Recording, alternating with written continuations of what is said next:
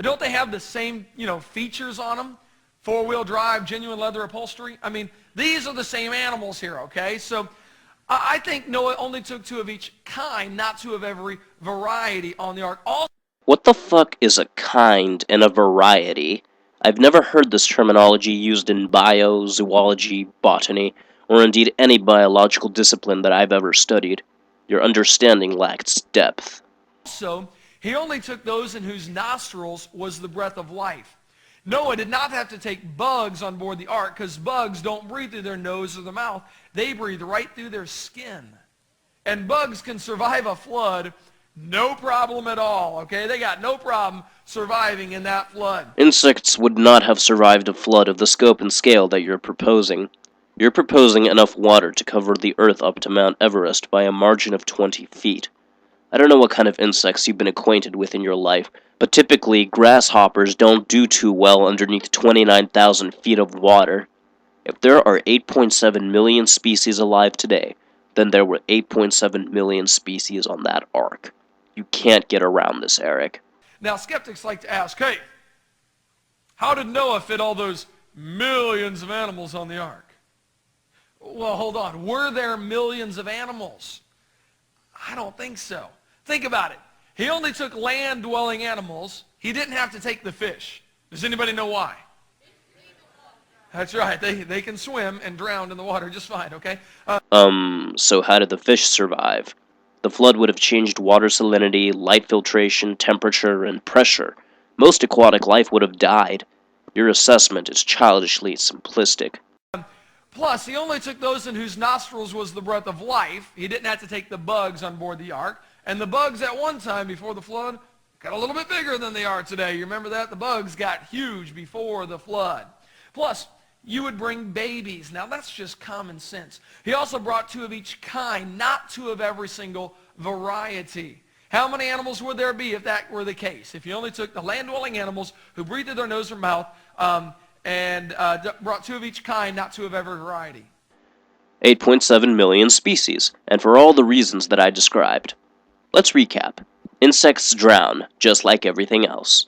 Most aquatic life would have died in this flood. Microevolution cannot account for the type of speciation that you're implying to have occurred in the last 4,000 years. So in total, 17.4 million animals, plus Noah and his family, plus the extra animals that he sacrificed on Mount Ararat. They've done some studies. They say only about 8,000 different kinds of animals. 8,000 species, Eric. You're out of your fucking mind. To go from 8,000 to 8.7 million in the space of 4,000 years is a scenario that only a creationist could come up with. Ironic, too, seeing as they ardently deny evolution. George Orwell would refer to this as doublethink. So we're not talking millions of animals. I mean, you meet these skeptics, Noah couldn't fit millions of animals on the ark. Well, how big was the ark? I don't know. How many animals were there? I don't know that either. Just can't do it. Sounds weird. And that's really their logic. That's what you really can, and he really did. Okay, Noah did put all those animals on the ark just like the Bible says, okay? Now, at the time of the flood, this is what the Bible says. The earth was corrupt before God. The earth was filled with violence. God looked upon the earth. Behold, it was corrupt, for all flesh had corrupted his way upon the earth. And God said unto Noah, the end of all flesh has come before me. The earth is filled with violence through them. I am going to destroy the earth. And God told Noah, he said, Noah, I want you to build an ark. Noah said, yes, sir. And then he told his boys, go for wood. Come on. Go for wood, yeah. So we know the story about how Noah built the ark, put all the animals on board, and floated around for more than a year, by the way, 13 months on that ark. And we all know that story, right, about how the basic ark took place. By the way, I don't know if you realize this. It took Noah 120 years to build that boat. 120 years he spent building the ark. Wow. Some people say, oh, Eric, you just don't get it. Noah's flood wasn't a worldwide flood. It was just a local flood. It flooded Noah's little universe there. Oh, really? Well, then why would God tell Noah to spend 120 years building a boat? I mean, you do realize that in 120 years, you could move anywhere, okay? I mean, no, it wasn't a local flood. It really was a worldwide flood, no doubt about it. Now, after the flood, a little boy was born whose name was Arphaxad. Can't you see that poor guy in kindergarten? What's your name, son? Arphaxad. Can you spell it? No. Nobody can. Anyway, I can see little Arphaxad sitting on Grandpa Noah's knee, and Grandpa Noah saying, little Arphaxad saying, "Hey, Grandpa Noah, how come we're the only people alive in the whole world?" And Grandpa Noah could tell Arphaxad about the what? The flood that destroyed the world. Funny, if this was the last family alive, then it would logically follow that there was a lot of incest going on to repopulate mankind. That would go a long way to explain the Tea Party. In any case, when they finally got off the Ark, what did they eat? A global flood would have reduced the world to a broken wasteland. Remember how grasshoppers don't do well underneath 29,000 feet of water? Well, neither does agriculture. And then Arphaxad could tell his grandson, and his grandson could tell his grandson, and his grandson could tell his grandson. The story would get passed on from generation to generation to generation until eventually you had what is known as a legend. Hey, if there really was a worldwide flood, shouldn't there be some legends about that today? Did you know there are more than 270 separate flood legends, different cultures around the world that have a legend of a worldwide flood? And what's funny is that they were all restricted to the Mediterranean, or have otherwise descended from cultures living near the Mediterranean. The Bantu tribes of sub-Saharan Africa, the ancient Australians, the Mayans, the Aztecs, and the Inca, none of them have a flood story that resembles Noah's. China had flood stories of its own, but those were primarily due to the Yellow River, and Japan and Indonesia also had their respective flood stories, but those again were localized and did not resemble the flood of Noah.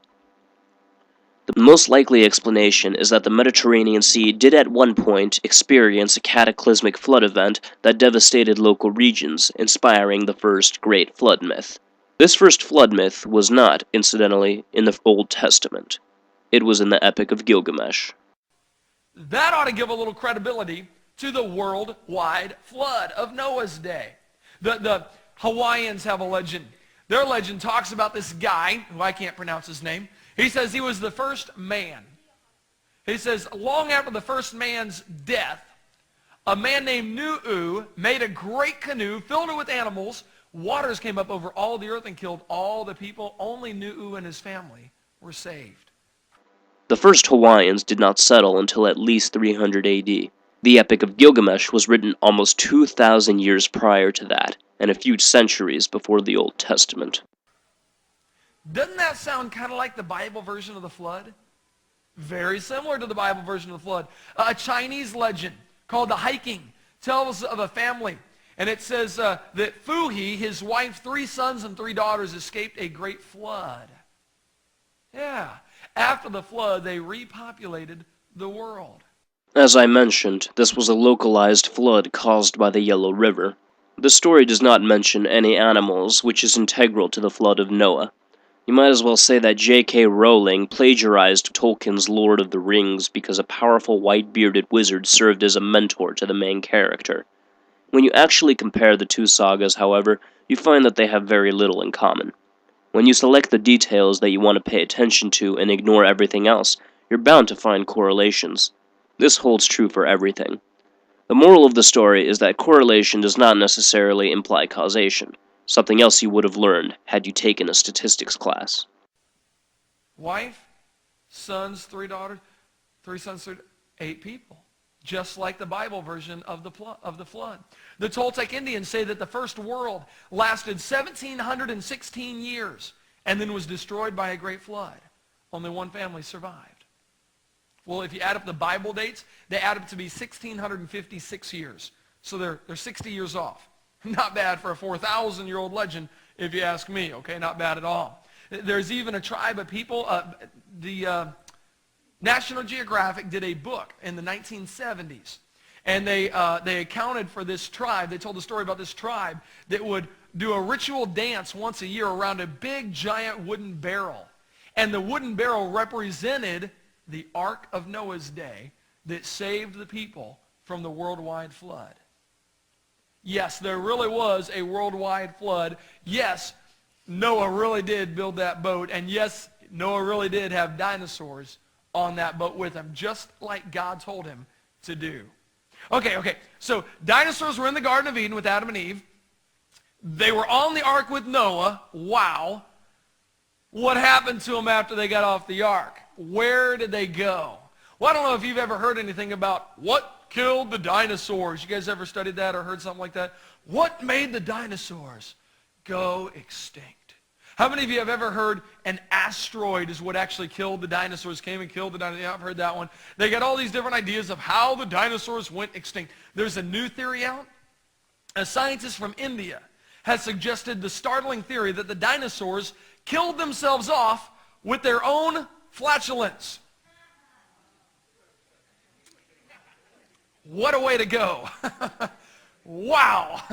Talk about your global warming. He says the methane they produced caused the Earth's atmospheric temperature to warm up, creating this greenhouse effect. This might have increased global warming to a point where the dinosaurs could not stand the heat. Man, that's really what he said. I'm like, all right, buddy. How much more grant money you need to study that one, huh? Okay, Eric, keep cherry picking to make science look like it's run by morons. Whoever came up with that hypothesis, not theory, is probably regarded as the Eric Hovind of the scientific community. And that's no compliment either, friend. But that's really what... But they ask these questions. What made the dinosaurs go extinct? I think they're asking the wrong question. Liberals are great at asking the wrong question. What made the dinosaurs go extinct? No. Did the dinosaurs go extinct? You're not really going in this direction, Eric. Please don't go in this direction.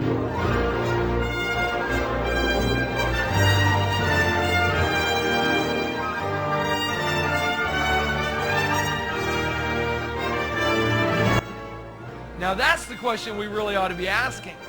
Are dinosaurs really extinct?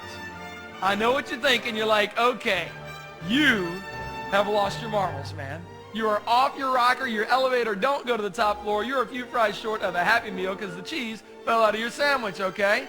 Dinosaurs not extinct, that would mean that they could still be alive today. Exactly. What about dinosaurs? Could dinosaurs still be alive today? Or did Far Side get it right when they showed the real reason dinosaurs went extinct? Smoking. Well, I don't know. I love Far Side. Okay, I love it. Some people don't get Far Side, and I don't get you that you don't get Far Side. Far Side is great. Okay, but I think the dinosaurs faced a very hostile environment after the flood. Okay, the world was totally different after the flood than it was before the flood came. We see before the flood, man was living to be over 900 years old. Check out what happened right after the flood. Lifespans dropped off down to 400, then down to 200, and then down to 100. And today, if you make it to 100, I got some news for you. You old. That's exactly right. You are definitely old, okay? So there was something different after the flood. We see what happened to lifespans of people. Dinosaurs faced this hostile environment. I think they kind of died off for a couple of reasons. Number one, the climate was very different after the flood than it was before the flood. Number two, people used to hunt them. Now, they didn't used to hunt dinosaurs because they didn't call them dinosaurs. The word dinosaur is a brand new word just made up in 1841 by a guy named Sir Richard Owen. Before they ever called them dinosaurs, they used to call them what? Dragons, exactly right. They used to be called dragons.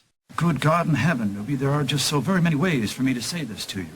Never, not in a million years, absolutely not. No way, Jose, no chance, Lance, and yet, negatory, nah, and of course my own personal favorite of all time, man falling off of a cliff. No!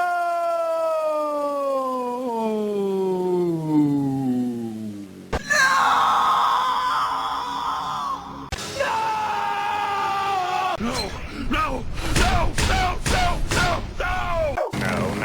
No, no, no, no! No! No!